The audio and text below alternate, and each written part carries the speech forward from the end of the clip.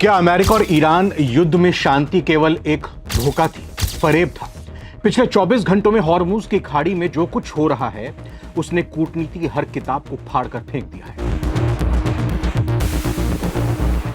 Iran और America के बीच हुआ सीजफायर अब लग रहा है कि इतिहास बन चुका है। अमेरिकी मिसाइलों ने ईरान के सबसे महत्वपूर्ण बंदरगाहों बंदर अब्बास और केशम को निशाना बनाया है। लेकिन हैरान करने वाली बात जानते हैं क्या है? जब दुनिया इन धमाकों से दहल रही थी तब व्हाइट हाउस से डोनाल्ड ट्रंप का बयान आता है कि यह सिर्फ एक लव टैप है।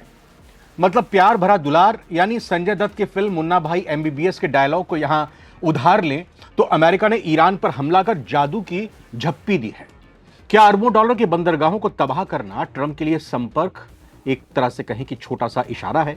लेकिन ईरान किस मिट्टी का बना है, अमेरिका अभी तक ये नहीं जान पाया है, क्योंकि ईरान ने कुछ ही घंटों के बाद अमेरिका के तीन युद्धपोतों पर हॉर्मुज में ऐसा धावा बोला, ऐसा हमला किया कि उन्हें दुम दबाकर वहां से भागना पड़ा।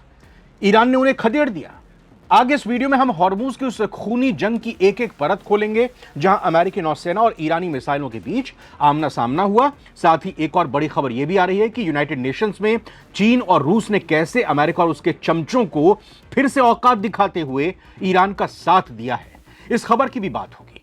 नमस्कार, आप नवभारत टाइम्स देख रहे हैं। मैं रविंद्र सिंह आपके साथ। ये वक्त सारी दुनिया का।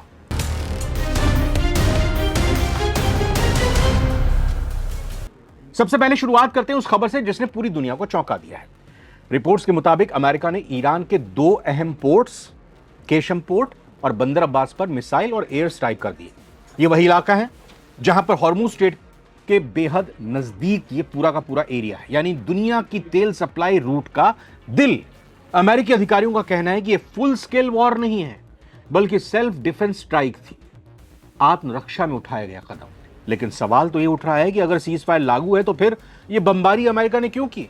डोनाल्ड ट्रंप ने इस हमले को लव टैप कह दिया, यानी उनके मुताबिक ये सिर्फ चेतावनी थी, युद्ध नहीं है। अब सोचिए, एक तरफ मिसाइलें चल रही हैं, दूसरी ओर उसे लव टैप कहा जा रहा है। दुनिया भर में लोग पूछ रहे हैं कि अब युद्ध की ये ट्रंप ने नई परिभाषा बना दी। आइए अब आते हैं उस घटना पर जिसने अमेरिका की टेंशन बढ़ा दी है, क्योंकि अमेरिका की टेंशन भी बढ़ी हुई है और इसी टेंशन के चलते उन्होंने ईरान पर यह हमला किया है। क्योंकि ईरान ने हॉर्मुज स्ट्रेट में मौजूद अमेरिकी नेवी के तीन डिस्ट्रॉयर जहाजों को निशाना बनाया और इनमें शामिल था USS Mason, USS Truxtun, USS Rafael Peralta. Iran की तरफ से मिसाइलें, ड्रोन और स्पीड बोट्स भेजे गए। अमेरिका पर हमला किया गया। अमेरिका का दावा है कि उसके जहाज सुरक्षित हैं और सभी हमले रोक दिए गए। बाकायदा सेंटकॉम की तरफ से ट्वीट किया गया है, एक्स पर पोस्ट किया गया है कि हम पूरी तरह से सुरक्षित हैं, यानी कि ये ईरान के हमलों को अमेरिका ने भी एंडोर्स किया है, मान लिया है कि हम पर हमला हुआ है लेकिन हम सेफ हैं, सुरक्षित हैं। वो ये तो नहीं बताएंगे कि किस तरह से खदेड़ा गया ईरान की तरफ से हमारे यूएस नेवी के जहाजों को। लेकिन ईरान कह रहा है कि अमेरिकी जहाजों को पीछे हटना पड़ा, मजबूरी में हटना पड़ा, अपने बचाव के लिए हटना पड़ा। सोशल मीडिया पर इसे हॉर्मुज का पर्ल हार्बर कहा जा रहा है। जी हां, वही जो जापान ने किया था अमेरिका के खिलाफ। ऐसा क्यों? क्योंकि अचानक हुए इस हमले ने अमेरिकी नेवी को चौंका दिया। हालांकि अभी तक इस बड़े नुकसान की पुष्टि नहीं हुई है, लेकिन मैसेज तो साफ है। ईरान ये दिखाना चाहता है कि अगर अमेरिका उसके समुद्री इलाकों में दबाव बनाएगा तो जवाब मिलेगा, भले ही सीज फायर हो या कुछ भी हो। अब जरा पूरी इस टाइमलाइन को समझते हैं। कुछ दिन पहले ट्रंप ने प्रोजेक्ट फ्रीडम लॉन्च करने का ऐलान किया था।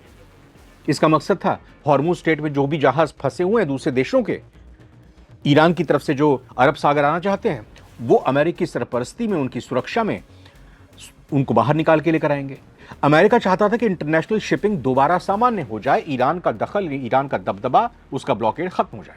लेकिन ईरान ने साफ चेतावनी दे दी कि अगर अमेरिका अपनी तरफ से जहाजों को हॉर्मुज में भेजता है सुरक्षित निकालने के लिए दूसरे देशों के जहाजों को, तो उन्हें टारगेट बनाया जाएगा। और यही ईरान ने किया, यूएई में हमला करके बता दिया कि भाई हम तुम्हारे सहयोग नहीं छोड़ने वाले।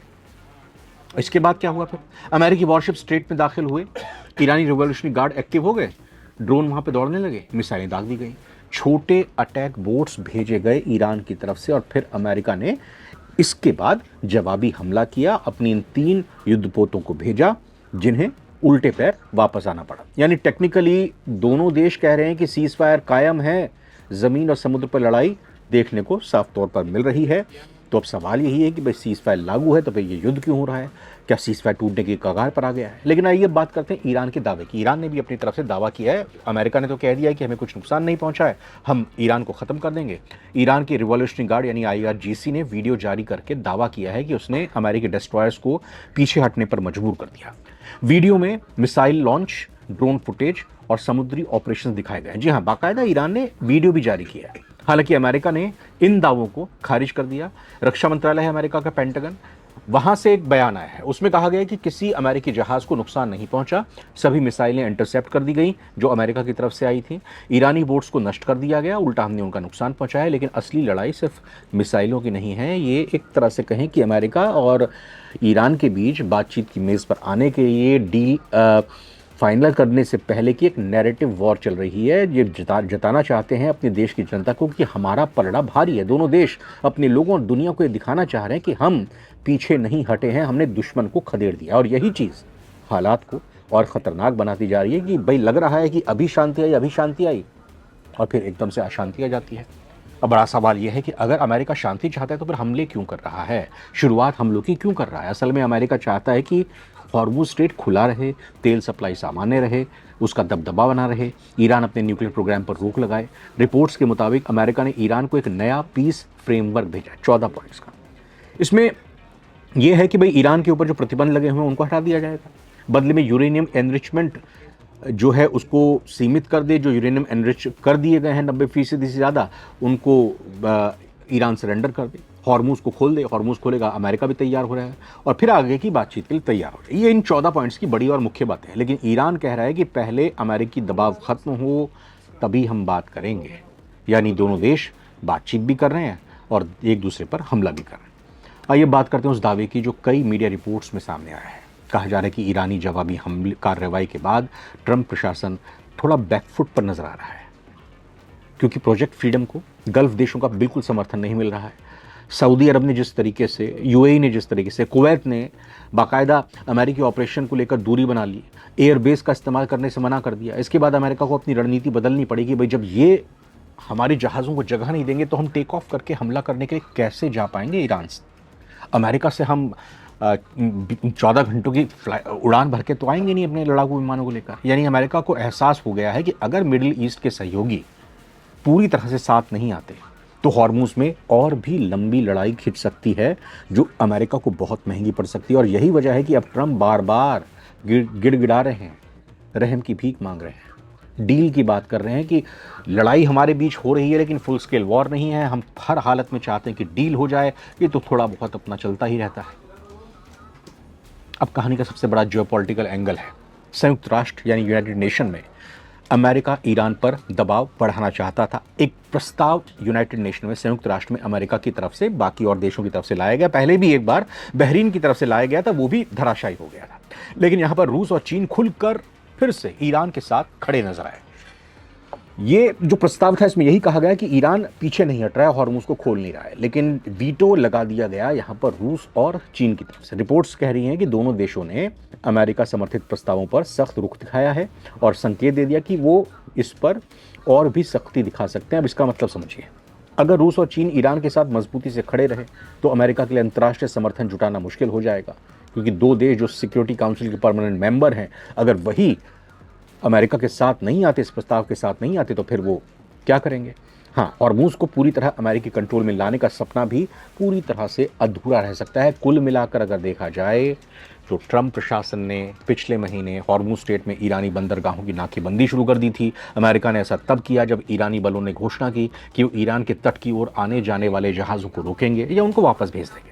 अमेरिका का ये कहना है कि वो ईरान के तेल निर्यात से होने वाले मुनाफों को सीमित करना चाहता है ताकि उस पर दबाव बनाया जा सके। वहीं अमेरिका का ये भी दावा है कि फरवरी के आखिर में युद्ध शुरू होने के बाद से उसने दर्जनों ईरानी जहाज़ों को हिरासत में लिया है।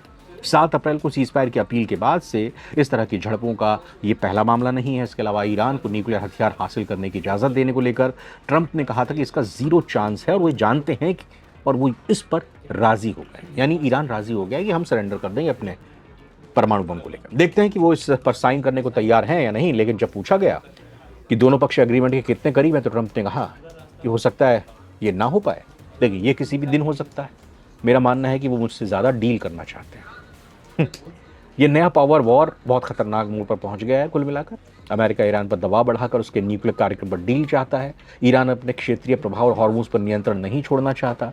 एक्सपर्ट्स कह रहे हैं कि दोनों देश अभी पूर्ण युद्ध नहीं चाहते, लेकिन छोटे छोटे हमले, जवाबी हमले जारी रह सकते हैं। हॉर्मोज में ये लड़ाई दुनिया के तेल के दाम, वैश्विक अर्थव्यवस्था और क्षेत्रीय सुरक्षा पर गहरा असर डाल सकते हैं। फिलहाल इस पूरे मामले पर आपकी राय क्या है? क्या अमेरिका और ईरान के बीच फिर से खुला युद्ध शुरू हो सकता है, या दोनों देश सिर्फ एक दूसरे पर दबाव की राजनीति खेल रहे हैं? कमेंट करके बताइएगा।